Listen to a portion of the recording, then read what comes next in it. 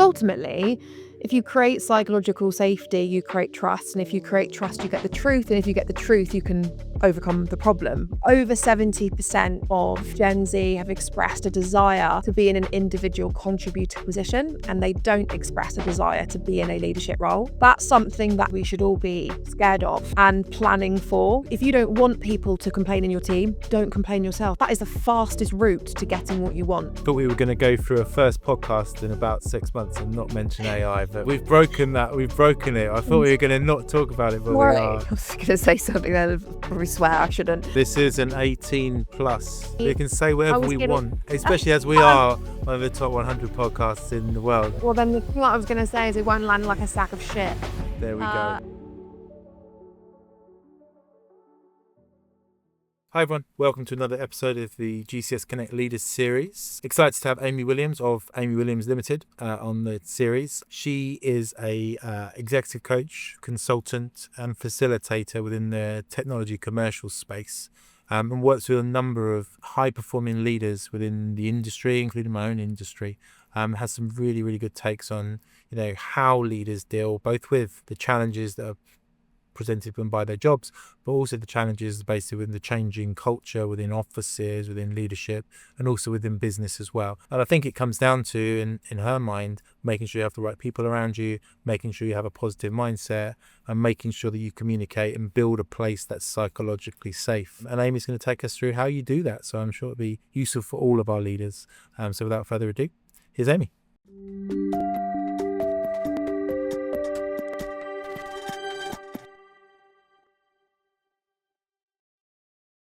Hi Amy, how are you? I'm really well, thank you. How are you doing?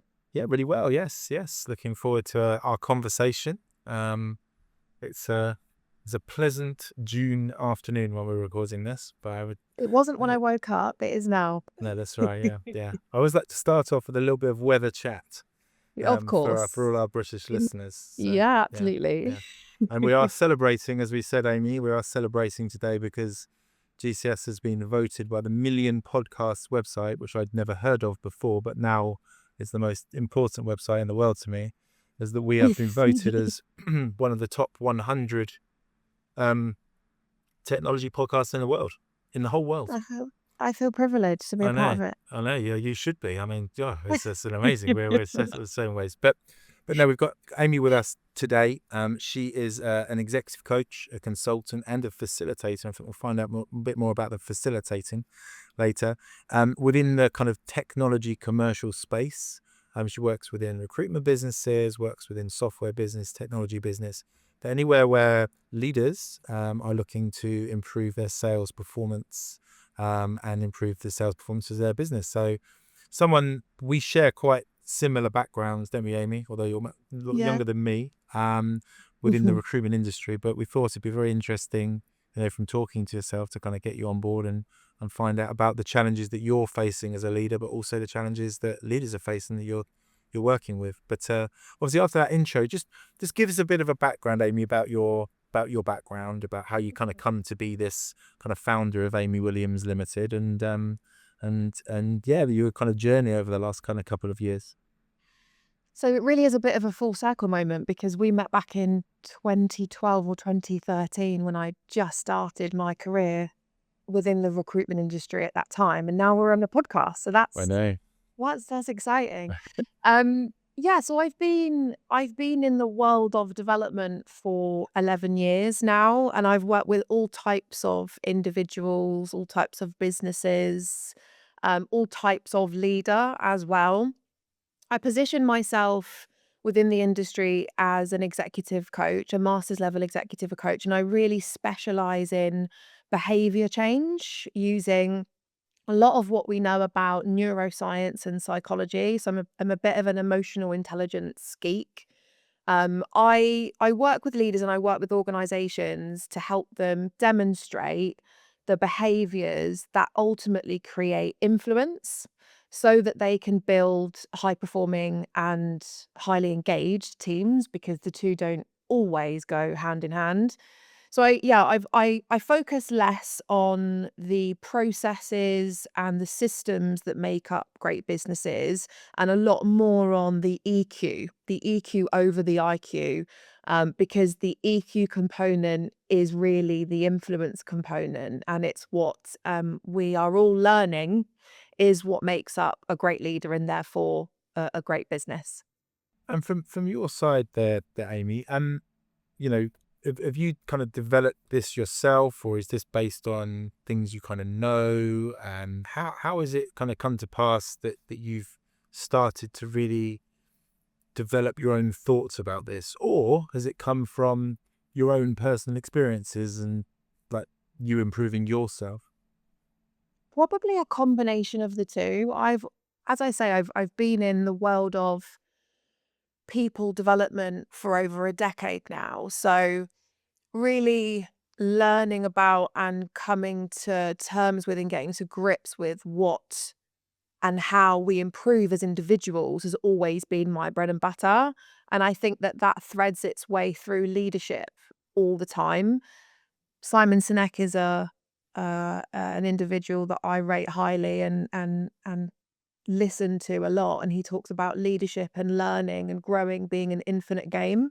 So I think the world of learning and development and people development has really shaped the insights and the support that I give to leaders now. So being in people development has shaped the insights that I give and the support that I give. Really recognizing that, being in a role where I've had to help teams develop the performance of their individuals, most of the time, the root cause of low performance in an individual starts with the manager and starts with the leader. It's usually less about the individual themselves. So I found myself going into businesses, plugging gaps at a individual contributor level, and then really realizing that the maintenance of that work and the embedding of that work really stops and starts with how capable or not capable the leader is. So it's absolutely been something that I've developed throughout my career in people development, but also just this fascination that I have with neuroscience and psychology and how we can just always get better using what we know about our brain and our body. So a combination of the two.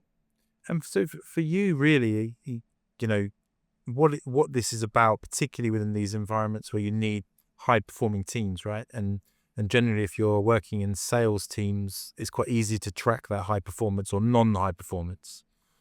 Um, but what you're saying is, and this obviously links into the leader series, is that really it's not about the team that you have. Obviously, that you need a good start, but it's more about what you're saying, how you're interacting, how you're driving, how you're motivating them yourself. Yeah, I'm saying that it starts with the leader.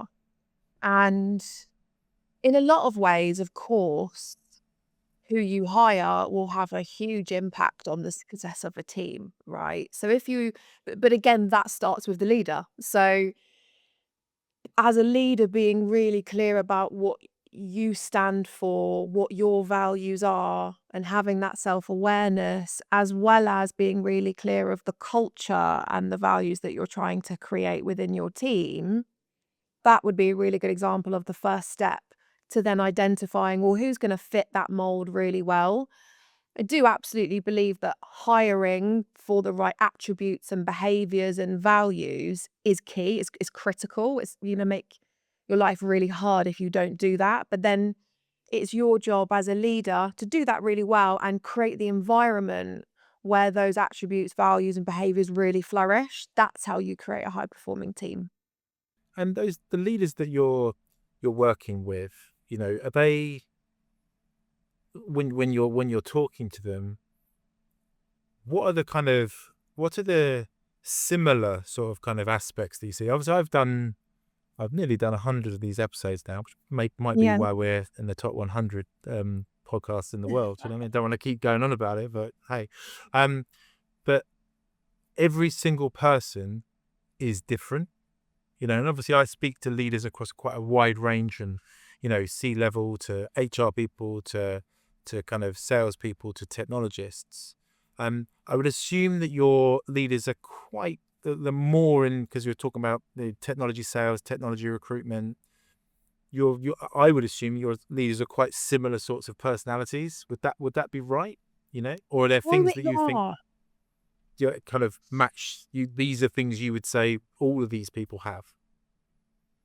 This is a great question. I would say that, especially within the industry that I am in, a lot of the time, let's go 60 to 70% of the time, the types of leaders I'm working with are your traditional people-focused, extroverted types, right? They are individuals that speak to think. They are individuals that typically gain energy from being around people. However, what I would say, and I think this is only a good thing, we are starting to be more conscious and be more accepting of all types of individuals and personalities in leadership, as long as there is an ability to influence there. There is an ability to communicate effectively, and there's a want and a desire to get the most out of people. I believe that can work in all sorts of ways and look really different. I don't think it is a certain type of individual. I think it's about recognizing what strengths you bring. For example, I might be a little bit more of an introverted, logical thinker. What are some of the things that I can really bring to my leadership and to my team that I can really double down on, whether it be my perhaps more reflective nature and the fact that I can probably coach people through things in a more of a reflective and collaborative way because of that. Or I'm more detail oriented and systems and process um, driven. Or I am an extroverted feeler. I'm someone that I'm less reflective. I often say what's on my mind. I might come across as super passionate and super demonstrative, so people want to follow me. I also might be really tuned into how people are feeling, so I can pick up on emotional cues. So I do believe that you can be a leader regardless, but I think the common thread is this desire to get the most out of people. Yeah, and it's particularly in that area where your performance is based on people's performance in terms of sales, and it's quite trackable. Um, so you Mhm. obviously the way that you work is as a coach. So you're kind of working mostly one to one with people, I would assume. So it's a bit of a mix. I'd say True. 60% one-to-one for various reasons. It's typically where the magic happens. If you can work with an individual on their own development areas and really laser focus on those and hold them accountable to those, you're more likely to get the result that you want and the return on investment. However, I work with larger businesses that want to invest in their entire leadership team. And so that looks like one-to-one coaching to work on their own development areas, but also to bring them together and actually enable them to learn from one another, which is where that facilitation part comes into the work that I do. So I'd say 60% one-to-one. It's my preference. I really love getting under the skin of what someone wants and why they're not doing it and the barriers and the potential limiting beliefs that exist. But also, I walked out of an emotional intelligence workshop last week with 6 leaders, and the energy that you'd get from bringing people together and really sharing challenges and seeing that people aren't alone and exchanging ideas is also incredible. So it's a mixture. So when you're sitting with these, and I believe you started this business. Obviously, you worked for a competitor of GCS's, Austin Fraser, a great business that we've been up against for many, many years as the learning and development. So you started this business in 23, right? I think, is that about Yeah, right? end of 23. Yeah. So your business and working in this way is really kind of coming out of COVID into now, which is hopefully, well, there's many, many things wrong with the world, but COVID maybe isn't one of them. What are the differences in the challenges that you've seen over the last 2 years, just with the way the world is, the way, the things that leaders have to deal with? Um, in your conversations with them one-to-one? Two things come to mind. One is the style of leadership that is highly command and control is less effective now for lots of reasons, but one of them being the fact that we don't necessarily always have our teams under our noses. There is a desire and a drive and a craving for flexibility and autonomy. And so leaders that have adopted this command and control and more authoritative style aren't doing very well at the moment. They're probably getting a lot of resistance. They're probably finding leadership quite difficult. So I would say that stands out to me as one of the differences. The second one would probably be more of a generational difference that I think perhaps sped up with COVID, but isn't necessarily as a result of the pandemic. And it's a generation. Let's call them Gen Z. It's a generation of individuals that have options, that are typically less likely to stick around and choose comfort. And so being a leader that people don't want to leave and say goodbye to is really important. Getting off that position of I am your leader and you do as I say and you stay because I have the job title, and moving more into I am your leader and you follow me and I influence you because of who I am and the personal power that I've got. That is becoming more important now than ever. And obviously, talking about that generational thing, just thinking about myself maybe as a leader, do you think it's really important to change your leadership style, therefore, to kind of really be aware of this? And it's hard to change your style, right? It's hard to change your personality entirely, but I guess that's one of the things you have to work through, right? Okay, you've hired 20, 25-year-olds now and you're 50 like myself. This is how I would advise you to deal with these people. Yeah, the answer really is it depends what sort of business that you want. If you want a business of very subservient and individuals that are obedient and that do as you say, cool. You can continue with that more authoritative approach. If you want yes men or women, keep that style. Um, it's not to say it's awful. It's just another way of doing it. It's one way of doing it. If you want a business that is inclusive and diverse, and ultimately you want to scale it, then I believe that adaptation, your ability to adapt and be a chameleon, is your superpower. And that's not changing who you are. If we think about this analogy of a chameleon doesn't change the fact that it's a chameleon, but it does change the outer appearance of itself to survive. And really, leaders should be adapting to a number of things. They should be adapting to the communication styles and preferences of their people to an extent. I think it's a negotiation. I think they should also adapt to you. But learning about how someone communicates, what's important to them, and showing that you want to create an environment where they feel really comfortable and it works, I think is key. Not only their communication style, knowing what motivates them, whether it be reassurance, whether it be money, whether it be autonomy, whatever it might be, and providing that, I believe, is important.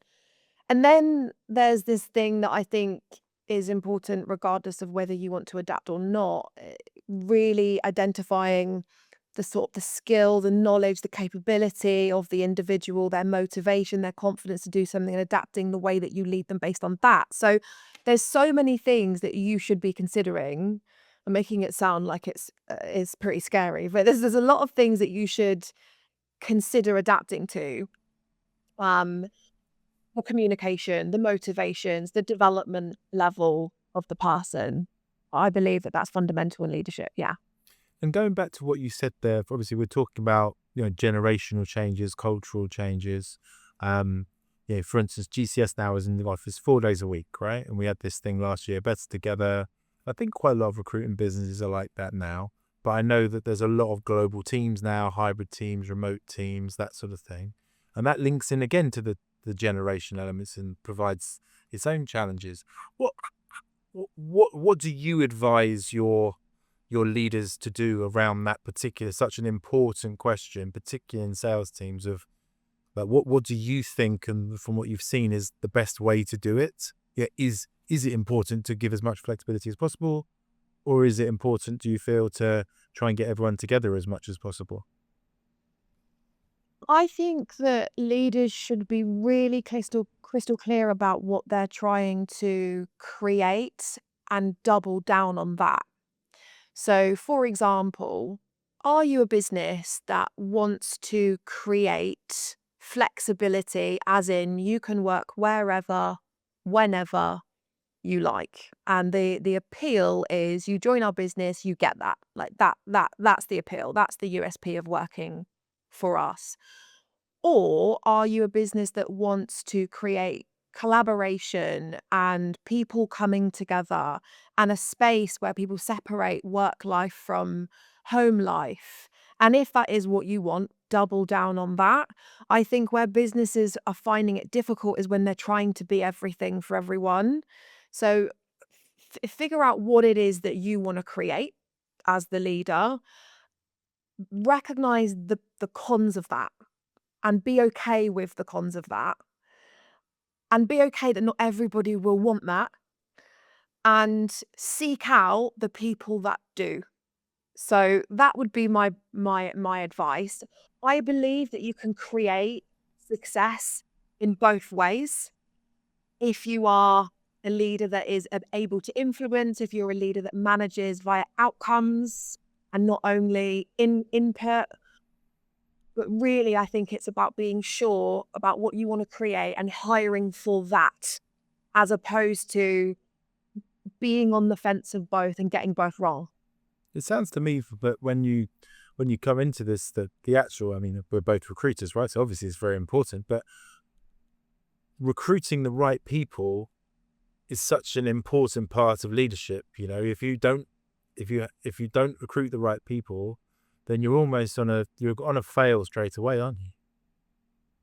You are. It is the most important part of leadership, I would say. My one of my favorite bits of advice for leaders is write down 1 to 5 things that are non-negotiables that you want to see in an individual that you hire, and then be those things. So it's be clear about what you want and assess for it, and then be it so that it continues when you hire it. I think a lot of the time there's a talent shortage. There always, I mean, maybe not as much now, but there always will be somewhat of a talent shortage for the best people. And so we compromise a lot, and we make excuses, and we hire even if we're not 100% sure. And then we bring these people into our business, and we put our blood, sweat and tears into changing who they are and their attributes and their behaviors and their values. I wouldn't necessarily recommend that. I would recommend getting really clear about what the attributes, values and behaviors are, maybe getting 70 to 80% of those and then topping them up when they join, not the other way around. I believe skill and knowledge are things that you can develop when you bring them into the business. But one thing that we could all get better at is getting really clear about what the attributes, what the values, how I'm making sure that I'm giving myself the best opportunity of assessing those and seeing those throughout the interview process. And how am I assessing it in a really consistent way so that when they join the business, they've got the foundations and I can build on top of that. Yeah, I think that's really interesting in terms of the attributes being the key thing. And sometimes as recruiters, we know that people generally don't recruit for attributes, they recruit for skills, don't they? So they say, I'd like this skill, this skill, this skill, this skill, this skill. And Mm, then that's what we match as recruiters, don't we? Match this, match this, match that, send the CV over. But we don't yeah. always do a lot of work on the values and the attributes, like you say. And I understand and appreciate that there are roles where ability is fundamental. You need somebody to join the business and be able to perform a certain thing quite literally immediately sometimes, but not at the consequence or the risk of ignoring the fundamental behaviors that create the culture that you want to create. We've all in the past hired somebody or kept somebody that is a top performer and ability and knowledge wise, brilliant, but the consequence of that at times has been that they are perhaps a bit of a culture vulture, and the toxicity, the behaviors, the sort of the non or the counterculture attributes mean that they do damage in other areas. So if you can get both, these high performing, high trust individuals, get them. But if it were me and I was running a business based on, all of the leaders that I've coached over the last 11 years, it would be to focus on the core attributes 100%. And what do you judge success as being? Obviously, there's in the sort of world we work in is very much kind of like the money element, like this person's billing more.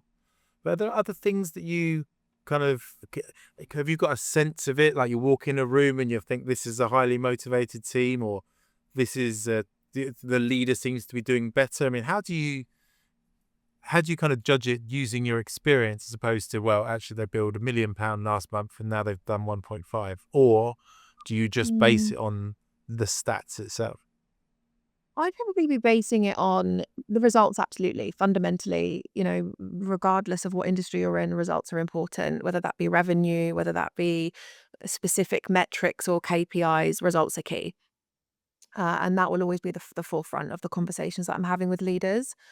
I do also think there are a couple of other components that are just as important and that ultimately create results. One of those being this concept of high performance being we're always getting better, we're always improving. So, is skill development and mastery a core theme, component, feeling within your team? Is it something that plays out and it plays out from everybody? We're always thinking about what we're doing really well and how we can double down on that, what our strengths are, how we can spread that across the team and across the business. And do we always have a finger on the pulse when it comes to getting really clear on our development areas and why they're important to tackle and what are we doing about those? And that's not something that we talk about once a year and we go, okay, I'm going to go and read a book. It's something that we're regularly discussing. So this concept of always getting better, high performance. And then the third, I think, would be engagement and something called psychological safety. So when we think about like safety, we think about health and safety, we think about our physical self safety within the workplace. I believe that success is a team that feel psychologically safe. And that means that they're able to express their needs and concerns without feeling like they're going to be ridiculed for it or without feeling like they're going to, be seen as a bit of a nuisance. Because ultimately, if you create psychological safety, you create trust. And if you create trust, you get the truth. And if you get the truth, you can overcome the problem, right? So in terms of engagement and high performance, the truth is important.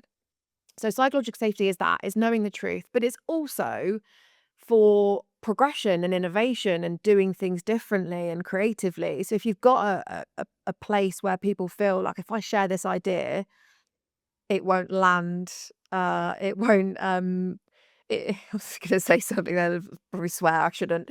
It won't land in a This negative. is an 18 plus. We I we was can going to say we can say I whatever was we going to want, especially as we are one of the top 100 podcasts in the world, and that's how you get there. You're your authentic self, Amy. Go for it. okay, fine. Well then the thing that I was gonna say is it won't land like a sack of shit. There we go. Yeah. And actually a lot of the time we are afraid to share ideas and opinions because we are made to look a certain way for it, or nothing happens as a result of us sharing it. So psychological safety for me is I can say what I want without feeling like an idiot. essentially. So results, always getting better, and engagement through psychological safety. And do you think that the second two, the last two, or the 2 and 3, are sometimes pushed down because results are so important? And how do you deal with that in terms of a coaching perspective? I mean, and in some, I guess the other part of this question is sometimes if you can see the right things happening in terms of molding the team right, hiring people right, getting the mentality right, even if the results haven't come, do you sometimes say to people that be patient, you're doing the right things, it's going to come? Because that's really, really hard, isn't it? That long-term trusting in the process thing. Yeah. Yeah, it can be really hard. I think that they are pushed down for a number of reasons. I think that one of the main reasons is they are harder to measure. And the things that we can't measure, we often just avoid. I think they're highly possible to measure. I just don't think that they are talked about as much because, of course, results are important. And I think that we're almost afraid of them because they're more difficult. But you can measure the psychological safety of a team through retention. I mean, businesses are already doing that, right? Retention through how many honest conversations happen on a weekly, monthly, daily basis, through what people say it feels like to work for you as a leader. We can measure skill development through assessing knowledge and capability. It just takes a bit longer. It's not in front of us on a sales tool. It's not in front of us on Cube 19 or Insight Squared. It's something that you really have to go out and find. So I do think it's harder to measure, and that's why people avoid it. I think it's also hard to do. It's easier for a lot of leaders to just say, just do more, just make more placements, just do more deals, just make more sales. That is what I hear a lot.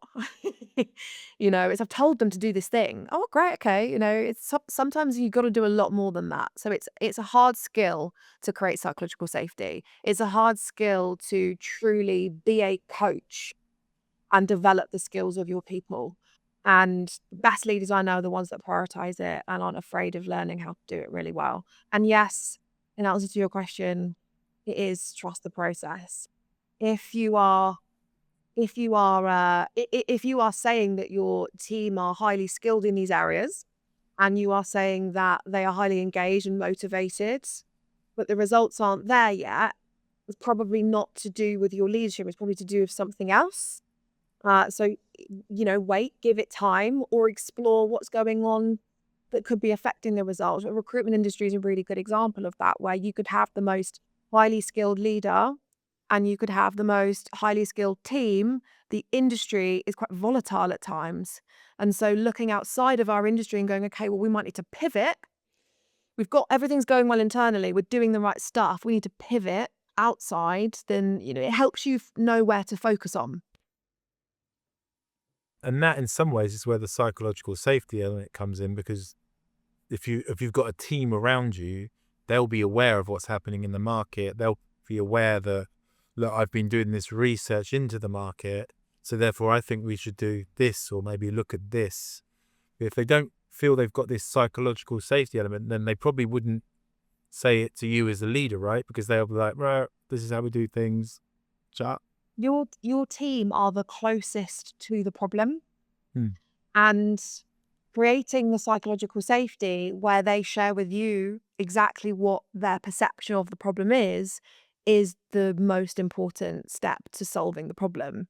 And that might be, yeah, I'm experiencing this in the market, and I've done some research and I've spoken to candidates, and my suggestion is X.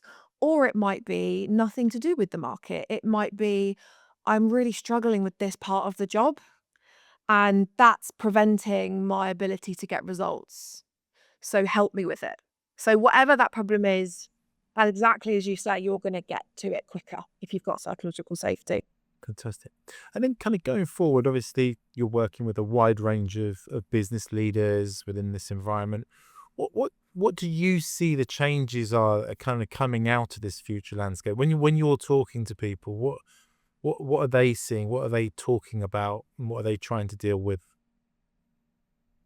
A number of things come up for me when I think about this. So the first point is a bit of a summary of some of the things that I've already shared around managers needing to be leaders now. So really needing to get off of that post of I'm a manager by position and being more considerate of I'm a manager by because of who I am as a person and influencing via your personal power over your position power. That's something that I think we will see even more of as newer generations come into the workplace. I think AI, AI is changing how we work. It's not changing if we work, it's changing how we work. And I think tech will keep evolving and human skills will become more valuable than they have ever been, not less.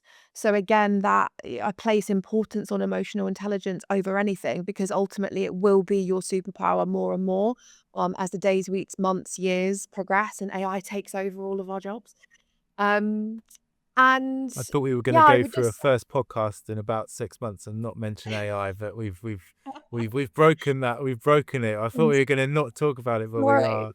Um, yeah. So the people you're talking to, are they? I mean, your demographic. I'm sure I got interested in your demographic because is it the sort of demographic that would be, oh, my world's going to change, or are they the sort of demographic like, yeah, this is amazing, I can do so much with it and change it, or is it a pretty much a It's honestly three camps. People that aren't thinking about it, people that are thinking about it too much and think that it's going to take over, and people that see it as an opportunity to hone in on the things that AI will never be able to do, which is our emotional intelligence and our ability to influence humans. So honestly, as a mix, I would say in the industry that I work in, which is mostly commercial leaders, um, it's less of a conversation what I'm having. I'm having more conversations about how do I get someone to do the thing that I need them to do, as opposed to how can I use AI more effectively. yeah? Um, Because yeah, the commercial aspects of a conversation to, finding the opportunity, close a deal, are very much the sort of things that people always say, well, this is non-AIable, don't they? You couldn't AI this, we hope. Um, yeah, I guess that's yeah, what we kind yeah, of think in the recruitment world. But I guess that, when you talk about high performance, people also have to be quite aware of what technology and how technology could help their teams to be more high. So you have to be open to ideas, I guess. absolutely. You do have to be open to ideas, and you do need to look above the parapet.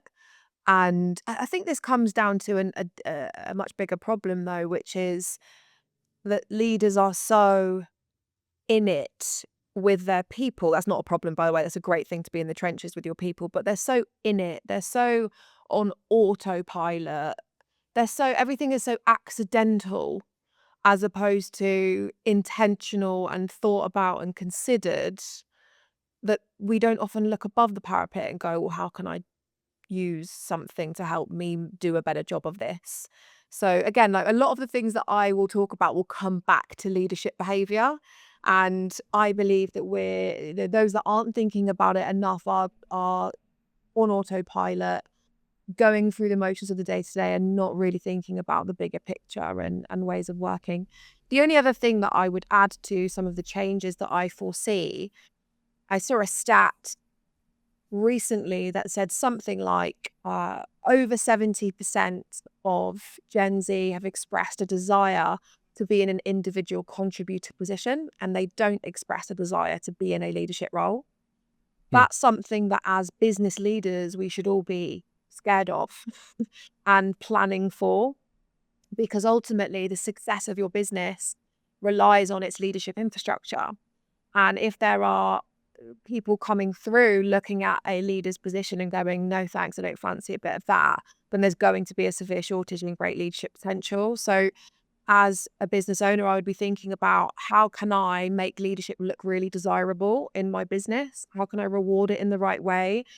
At the moment, what people are seeing is highly stressed managers, team leaders, supervisors, directors, heads of, CEOs with no work-life balance and not being rewarded well for what they do. So how can you create a great perception of what leadership is in your business and support leaders?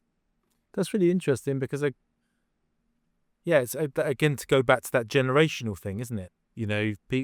People want to be you because they feel that that's aspirational to get here. It's quite interesting actually, this conversation, because in the last couple of weeks I must admit, Amy, been on an executive coaching course, which was arranged by Engaged, but not with yourself, right? So so obviously it wouldn't be as good How as dare Amy. you? I know it's terrible, but one of the things that he's got us to do, which is quite interesting, but you might have heard this before. I've got this little blue band on, right?